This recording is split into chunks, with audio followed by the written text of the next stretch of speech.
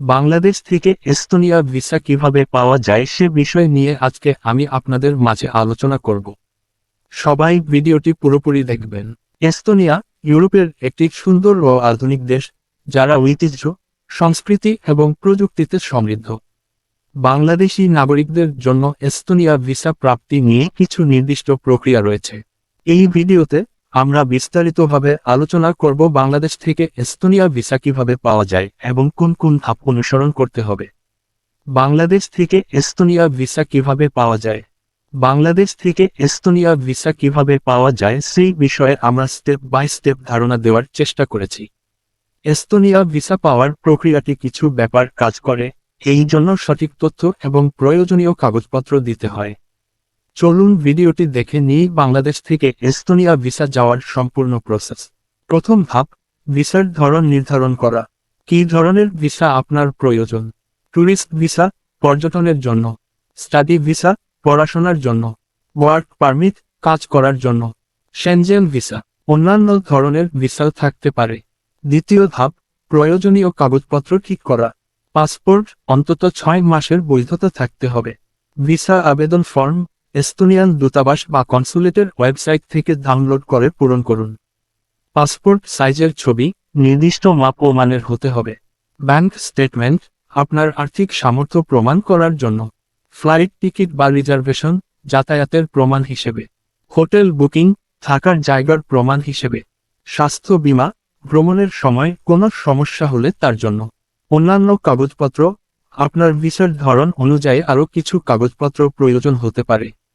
আবেদন প্রক্রিয়া, ডকুমেন্টস প্রস্তুত করুন। উপরের তালিকার সব ডকুমেন্টস সঠিকভাবে প্রস্তুত করুন এবং পূরণ করুন। ভিসা আবেদন সেন্টারে জমা দিন। ভিসার জন্য আবেদন করতে আপনার নিকটস্থ ভিসা অ্যাপ্লিকেশন সেন্টারে ভিএফএস গ্লোবাল গিয়ে সব ডকুমেন্টস জমা দিন। সাক্ষাৎকার ও ফিঙ্গারপ্রিন্ট কিছু ক্ষেত্রে ভিসার আবেদন প্রক্রিয়ার অংশ হিসেবে সাক্ষাৎকার ও ফিঙ্গারপ্রিন্ট দেওয়ার প্রয়োজন হতে পারে। ভিসা প্রক্রিয়াকরণের জন্য অপেক্ষা করুন। আবেদন জমা দেওয়ার পর ভিসা প্রক্রিয়া হতে কিছু সময় লাগতে পারে। এই সময়ের মধ্যে আপনার আবেদন যাচাই করা হবে। ভিসা সংগ্রহ করুন। ভিসা অনুমোদিত হলে আপনি আপনার ভিসা সংগ্রহ করতে পারবেন।